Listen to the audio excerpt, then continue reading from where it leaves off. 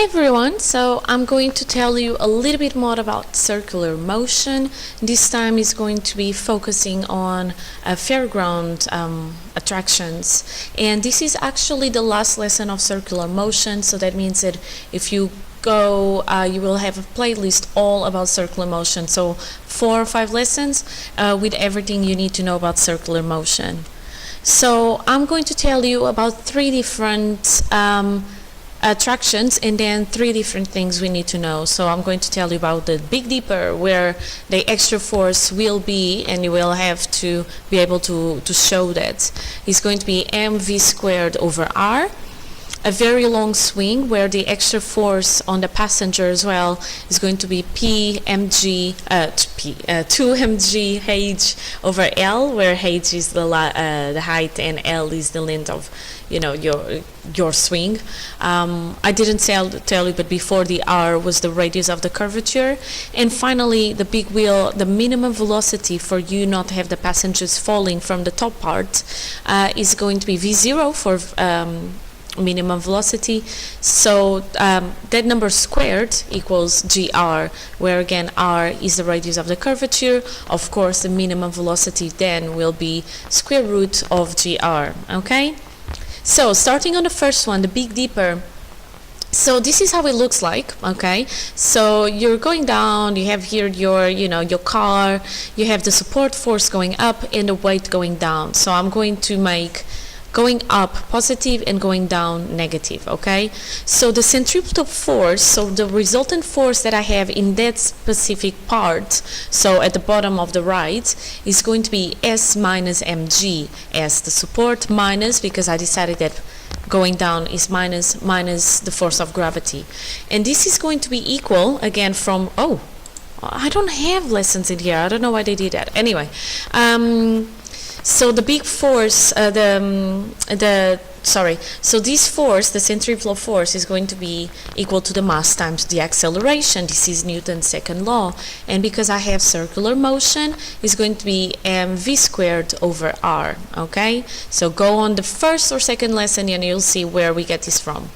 So at the bottom of the dip, the support force is vertically upward, so I have no need to take into account angles. Okay, I don't need to do sines or cosines.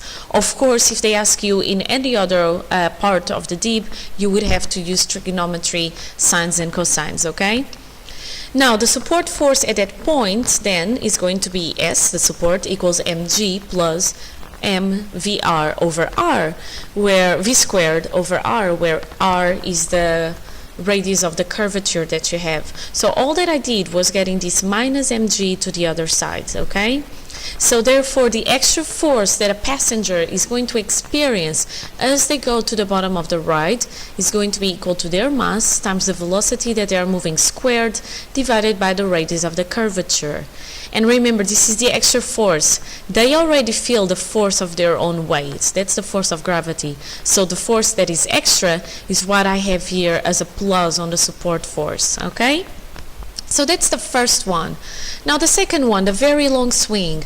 So now I'm going to think about changes of energy. So the gravitational potential energy and the kinetic energy, they are going to have the same changes. So as one increases, the other one decreases.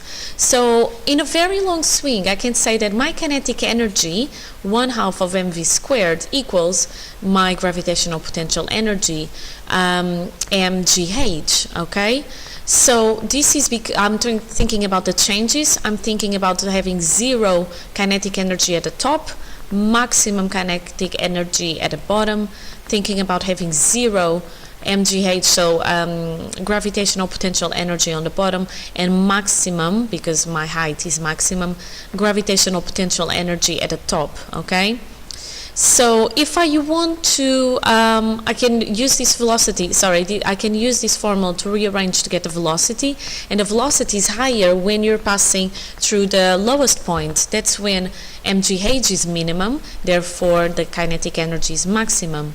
So masses cancel out, so that means it does not depend on the mass.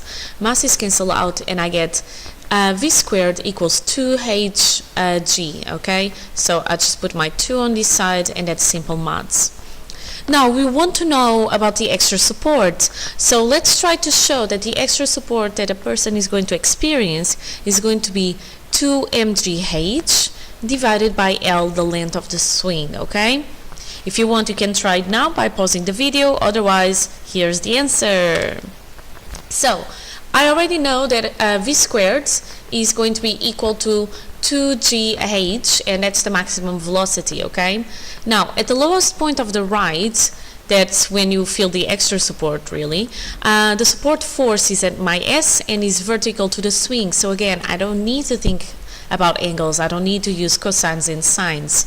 Remember that they were asking the support force, so I'm going to calculate my support force at that lowest point of the ride. So again, using Newton's second law, force equals mass times acceleration, and these are the two forces, my resultant force at the lowest point of the ride. I'm considering S that goes up to be positive, mg to be negative. So I have S minus mg, the force of gravity, equals mv squared over L, where again this comes from the centripetal acceleration. L is the length of my swing, okay? So because I have a formula for v squared, I'm going to rearrange this equation and put 2gh into my v squared, okay? So if I do that, I'll get the centripetal force equals S minus mg, exactly the same, and now m and then 2gh, okay, divided by L, all right? And think about it, this was v squared, and that's what v squared is already, so no need to square anything. So the extra support again is going to be the extra stuff that we have for mg. Remember that S will be mg plus this stuff.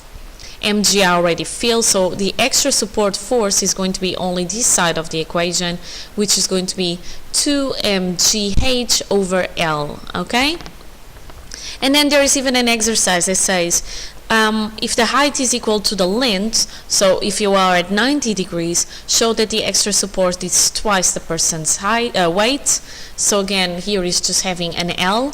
These two L's cancel out. I get 2 mg, so again, it's twice their weight, okay? Twice the force of gravity.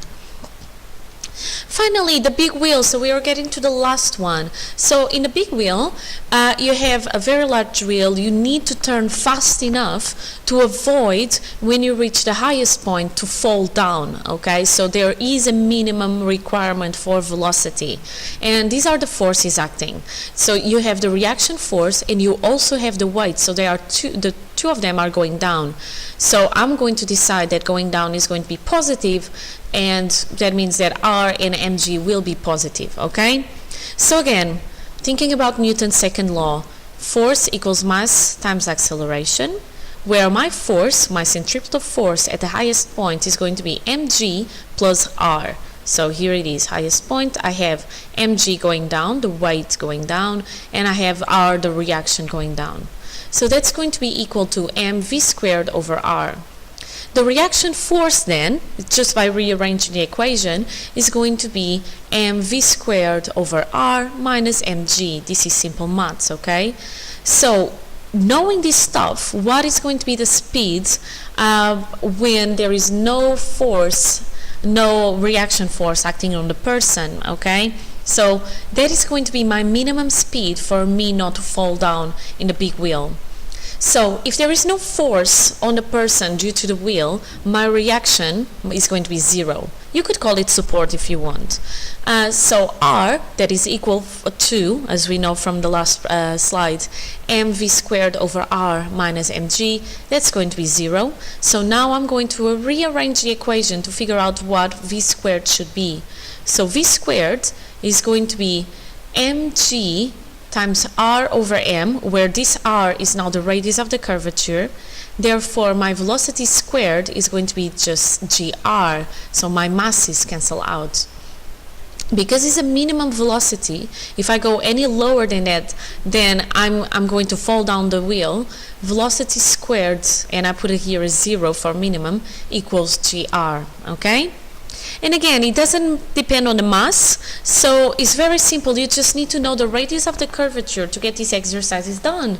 So they say calculate the minimum speed for the train in picture 4 on the top of the loop, to stay in contact with the rails at the top, and assume that the loop radius is 10 meters. All that you need to do is put 10 here, multiplied by 9.8 or 9.81. That's going to be V0 square. You square root and you would get something like 10 meters per second, okay? This is obviously, this answer of 10 is by doing approximating. So they just made g equals to 10, but you would get a very similar value if you would have done 9.81, okay? So that is it.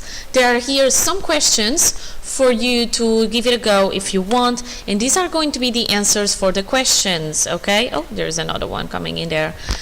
So as always, if you need any help, just let me know or message me any of this stuff. And that's the whole thing that you need to know about circular motion. As I told you, there's going to be a playlist just for circular motion, and I hope you enjoyed the video, and I'll see you next for simple harmonic motion. Yep, that's it. Bye.